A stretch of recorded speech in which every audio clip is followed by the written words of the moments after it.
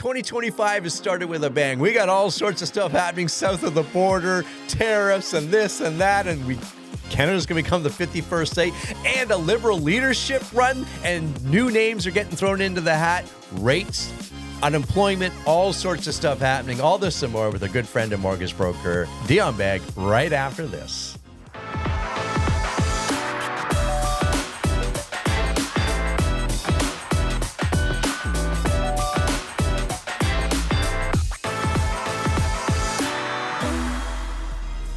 Here we are, my friends, the start of our new year, and the news just keeps rolling in. We're here with our favorite mortgage broker and all of the land, Mr. Dion Beg. How you doing, my man? Well, man, you and I took a holiday, but the news didn't take a holiday, and drama, and it's like watching a soap opera. Some of the stuff that you see on television nowadays with, friendly neighbors threatening to take over other countries, and and leaders resigning, and deputy leaders resigning, leading to other leaders resigning. It's been an interesting period of time. Yeah.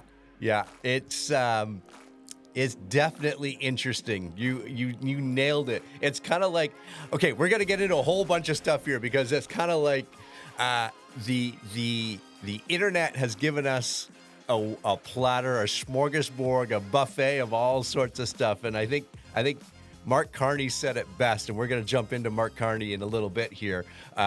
He was on Jon Stewart the other day, if anyone's seen any of those highlights. And we're going to dive deeper on it. Don't worry, my friends. My favorite line to him, to Jon Stewart, about Canada joining the U.S., no, it's not you, it's me. It was pretty funny. All sorts of stuff, Dion, from the finance minister in Canada to stepping down to. I think we should start there. Actually. Okay, let's do it. So the finance minister steps down. This is the middle of December sometime, I think it was. She resigns on a Friday, and she was scheduled to give the budget speech on the following Monday. And she resigned because Trudeau had said to her, well, after you give the budget speech, I'm going to reposition you into a different role, which basically was a demotion from what it sounded like. And she said, well, you want me to deliver all this terrible economic news to Canada and then you're going to demote me? I don't think so. And she said, thank you very much. I'm out of here. And I'm sure, again, this seems like old news, but we should cover it. In her letter of resignation, she went out of her way to put some pretty strong language in there, in particular, saying something along the lines, she used this word, she used gimmicks. She said, I do not approve of some of the gimmicks that have been put forward. And you and I know what those gimmicks are, Gary. They were the 2-month HST holiday, right? And the $250 per Canadian adult bonus, right? Which is going to cost the economy billions of dollars. And when those came out, you, me, and everybody said, well, these are ridiculous. And it's clear that even inside his own cabinet, people thought that these things were ridiculous. And so, she said, I'm not gonna fall on this grenade, which is the budget where we're basically saying we blew it by another 50%. It was supposed to be minus 40 billion. It was in fact minus 60 billion in the deficit. And so she wouldn't do it. I think he went through 4 or 5 other people to present the budget who said, no, we're not doing it either. Right? And then, well, we all know what happened then. So the second in command's out of there, and then soon after we get Mr. Trudeau himself. Yeah, it's kind of like a roller coaster of events, or a domino of events, if you will. And then you have going to the south of the border, which has created a whole slew of new news events. And we don't need to remind everybody what Donald Trump has been saying. We all know. And let's start with the tariffs, because the tariffs, that was a big part of his campaign, if we all remember. And now he's really stepping up to threaten, I think is the right word, and impose tariffs of, Canadian goods, Mexican goods, China goods, all sorts of stuff. And it's really thrown everyone into a frenzy, if you will. And I don't know if you recall this, but I was listening to Trudeau talk about tariffs a week or two ago, and of course, this was this would have been about 6-ish years ago in Trump's first term. He imposed the same thing. And do you know what the Canadian government did at that point? I Do you can't remember. recall? Okay. And again, this is it's in our past and we forget. Trump, they started imposing some of the same style of tariffs, not across the board, but same style. I think it was on the lumber specifically. And the Canadian government at that time chose very specific brands, U.S. manufacturing brands that were coming into Canada and tariffed them. Like, Mm, I'm not going to remember all of them. The one I do remember is Harley Davidson. right. So Okay. every motorcycle or part that came into Canada had an extra tariff put on it, and the reasoning behind some of those specific targeted tariffs were those were huge Trump supporters, friends, and colleagues of him. And I found it very interesting. Right. And and in fact, they've talked about doing some of the same thing again, like with, funny enough, with oranges coming out of Florida. Okay. Because that's where his Mar-a-Lago is, and a whole bunch of his voters are, and I get it. Yeah. So tactically targeting those which he has a personal consequence in that, if his friends who run these companies are getting impacted, they're going to lean on him and say, "Hey, this is hurting us," right? So yeah, that was smart, I would say. Yeah. Yeah, yeah. But it's definitely created, like we said, a bit of a frenzy, if you will, um, with the potential. He calls it the economic pressure, um, and he's using some other terminology as well. But you know, I had a colleague post a video, and I tend to agree. During a negotiation, you kind of throw everything at the wall. Sometimes some negotiation tactics, you throw everything at the wall, and we think the issue's here, but really the issue's like way over here. Correct. Yeah. I mean, it's like negotiating on a purchase price, for Yeah, example, right? yeah, If your target sale price is 800, you might offer it to the market at 850 and land at 800. And so yeah, a lot of people are saying that Trump, well, he's a politician and a businessman, and so he might be just again, yeah, throwing out this hyperbole and then hoping that some of it sticks. And when we maybe settle on a 5% tariff, everybody sees that as a win, when in fact it's still a loss, right? But it depends on what you're benchmarking it against. So yeah, I don't know if 25% across the board is going to happen. If I had to bet, I would say probably not. yeah, yeah. Probably not. And I'd love to get your input or insight on, obviously we've learned over the last week or two that Trudeau is stepping down, well, has stepped down as the Liberal leader or the candidate for that, and we know that of all things said and done, we're going to see an election. Uh, the Liberal Party needs a new leader, and some people are coming to the forefront, and one in particular just really yesterday or Jan 14th thereabouts, there was a new name kind of thrown into the hat that people are kind of raising their eyebrows about because we hadn't thought about this gentleman before. Talk to us about Mark Carney. Yeah, so I'll be honest. I remember the name from when I first moved to Canada, because I moved to Canada in 2009. And at that time, we were in the middle of this financial crisis. And he was one of the people in the government at the time who was, I believe, dealing with how to manage the GFC and how Canadian banks were reacting to it.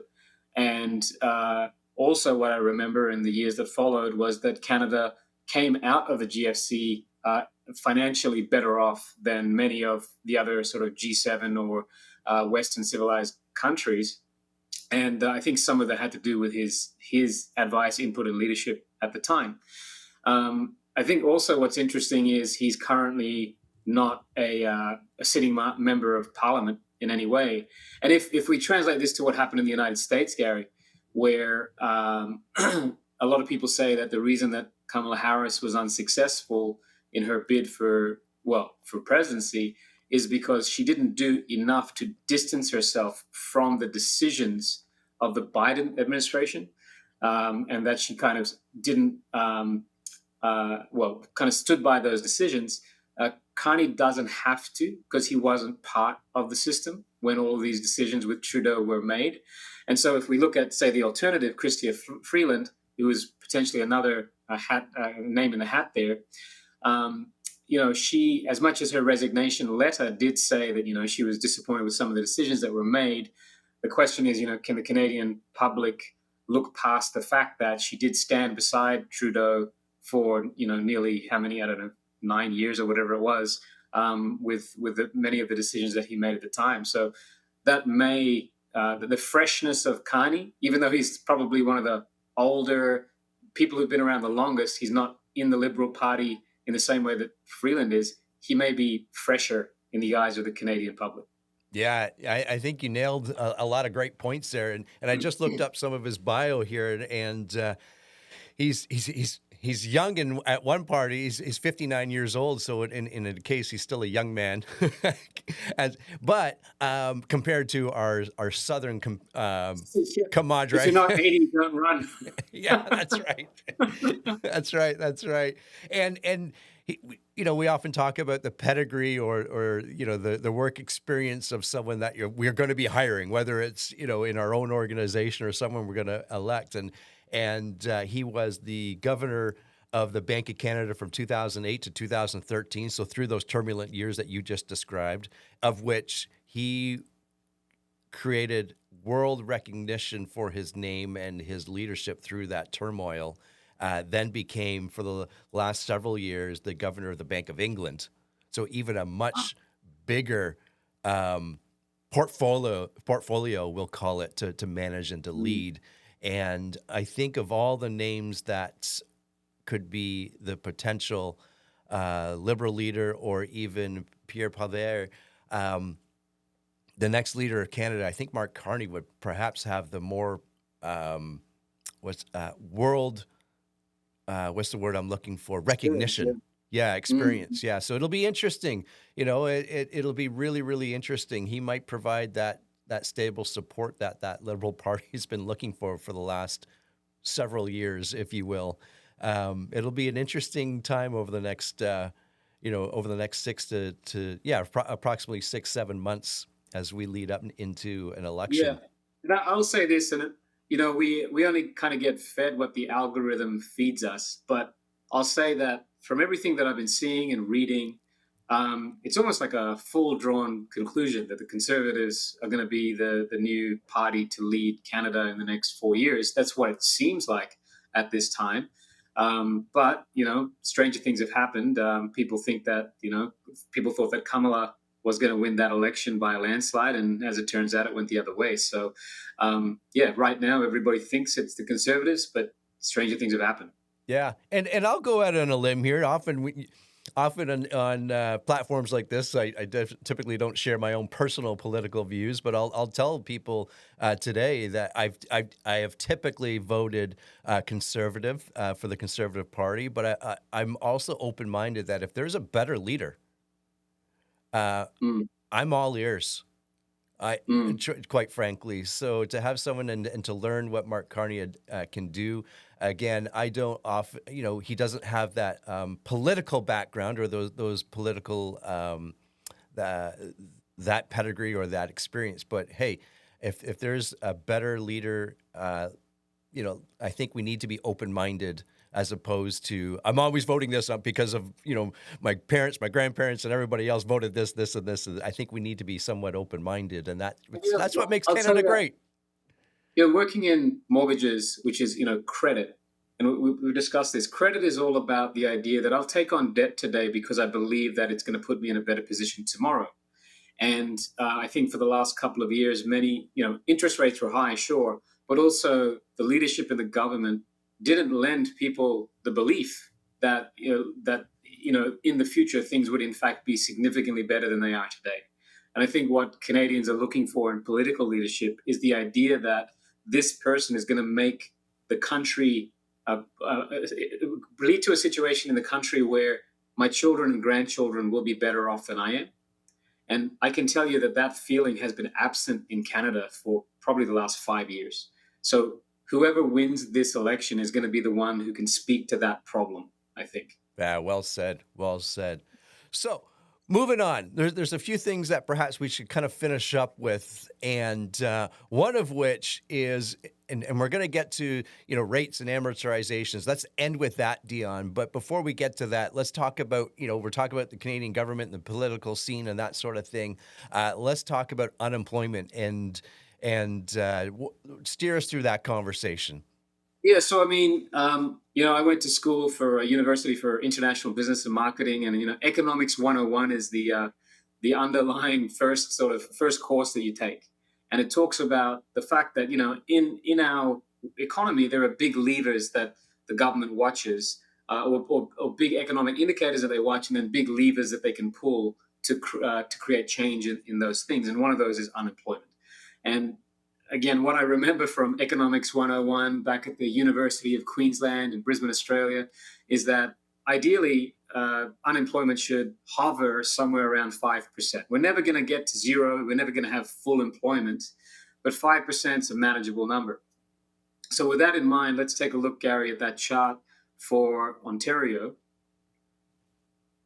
Yeah, here we are here. So this is Ontario that Dion sent to me. And this is a link off of Y charts that everyone can look up.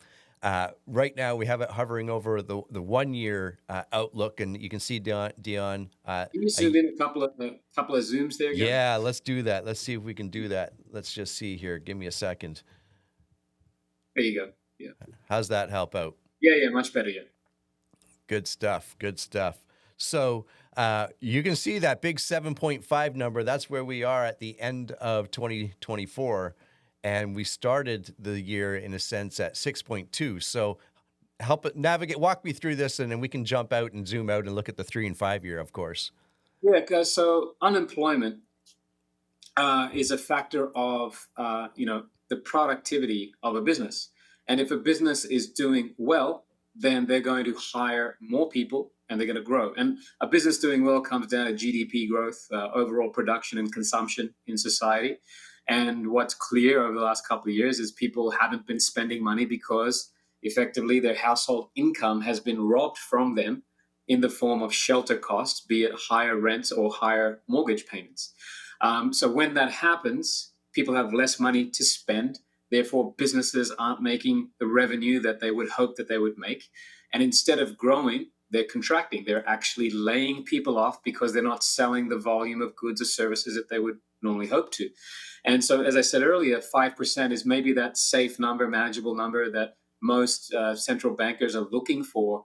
But we're at 7.5% in Ontario, which is 50% higher than what, again, the textbooks would tell you is the safe zone. And with that in mind, in terms of what is the next possible move for the Bank of Canada, Tiff Macklem and his crew, again, it's another rate drop, right? And we have another Bank of Canada meeting scheduled for the 29th of Jan. And again, everybody is mostly calling for at least a 0.25% drop this month. And I think, first of all, I just want to remind everybody, this is the Ontario one. So if you're looking at this and you're assuming this is Canada, again, this is the Ontario unemployment. Just a reminder, Toronto is the center of the universe. So that's why Gary was using his chart. That's excellent. Yeah, exactly. Yeah, there you have it. Why else wouldn't it be? I think that's what Donald Trump needs to realize. First off, good stuff. So, if there's less money being spent, which means perhaps there's less sales and that type of thing, residential, home sales or house sales. What does that do to the economy, in a sense? Dion, Well, the stats say that about 1 in 5 jobs are connected to construction in Canada. And that goes from the guy who works on the construction site to the guy who drives the cement truck to the rocks that go to the actual production of that same cement. So if we're talking about 20% of the economy tied to construction, then again, that's a huge dip in terms of unemployment there. And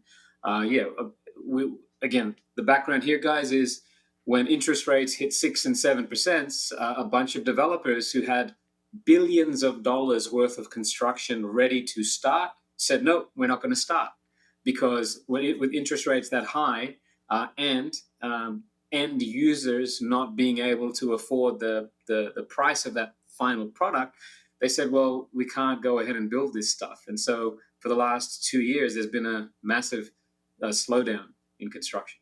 Yeah, yeah, and we've seen that. And of course, we've seen a reduction in the number of transactions per year, which obviously we've talked in the past has a direct effect on your local economies, regardless of the Canadian economy. When it comes to things like this, we really look at that local economy. And when we see the number of sales drop, 10, 20% and more, 30%, that has a huge dramatic effect on that local economy and the like. Okay.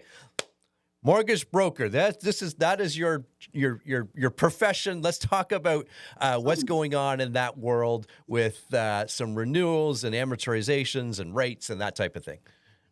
Yeah, so I can tell you that this year in particular, and I'm just one team in this big ecosystem that is the mortgage world, but I can tell you that our volume is up about more than 50% year over year for the last couple of years for January.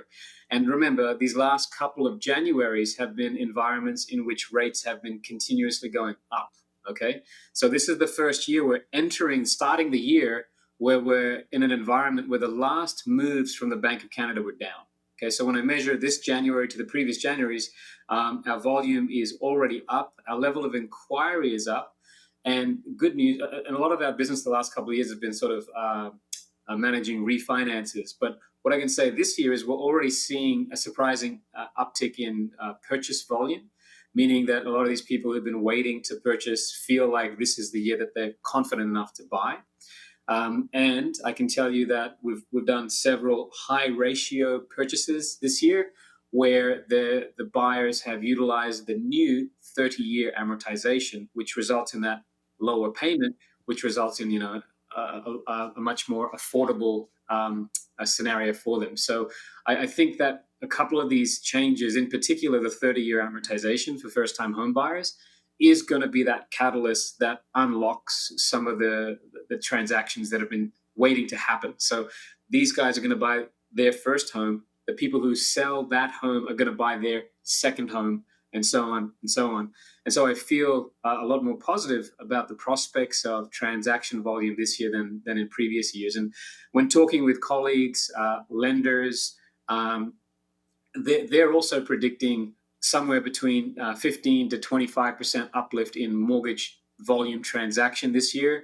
Some of that has to do with, yes, renewals, right, which translate back to a lot of people who bought back in the year 2020 coming to their 5-year maturity on those mortgages this year. But also these purchases where affordability has somewhat returned to the market, which has been absent in the last couple of years. Yeah. And from our perspective as realtors, I don't feel like we're going to see a run up in prices or anything like that. I think and you just use it, that affordability is now starting to creep back into the market, which is what everybody in a sense has been waiting for. And I think everyone's going to be very what's the word I'm looking for? Very aware of that. We might, we'll have some outliers where all of a sudden we see a property skyrocket and that type of thing. But I think for the basis of your local markets, it'll be, I don't think we're going to see the big year over year increases in prices. Everyone's going to be very, very aware of affordability and keeping it from that perspective. But we will see sales increase, which is a good thing. Help set the expectations for everybody with buyers, sellers, realtors, mortgage brokers, and your colleagues. I know it's still very early in the new year, but are we starting to see approvals or remarks coming back from the lenders on, yes, this looks like a great borrower, we can get them this product, and what's that timing look like? Are we still looking at that 7 to 14 days approval kind of type thing? So I wish that I got purchase agreements with 14 days. Give me 14 days to get finance approved, but that never happens, Gary. So in Canada, what is standard is when you sign a purchase agreement, If you do put in a condition of finance, that standard period of time is 5 business days, meaning if you sign up for a purchase over the weekend, you have until that following Friday afternoon to get your financing in place. And just in the last couple of weeks, we've had many of these come through. Generally speaking, if you are looking to purchase, what you want to do before you go look at any property is talk to a mortgage broker and get pre-approved. Because, guys, you've got to get through the minutia that is the paperwork, with the pay stubs and other stuff that will allow us to get you, some numbers. So we get your mortgage file 90% complete before you go looking at any property. Because and actually this happened last night. We had a client who was told by a different lender that they were ready to go to purchase a property, and their realtor called me last night saying, "Hey, Dion, their lender has not followed through. They're not going to get approved."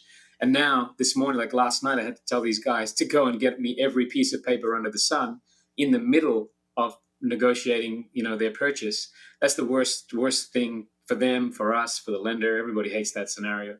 So get pre-approved. Once you are pre-approved, you bring me a purchase agreement tomorrow. We'll likely get you a full approval, a mortgage commitment within 2 to 3 days of that actually being signed up. So well within that 5-day window of time. Preparedness. I can't stress that enough. You've got to get prepared. Be prepared. There you have it, my friends. Remind us how to get a hold of you. Yeah, kangamortgage.ca or Instagram at the Dion Beg. There you have it. That is the Dion Beg. I'm Gary McGowan. We'll see everybody in the next episode. Goodbye for now.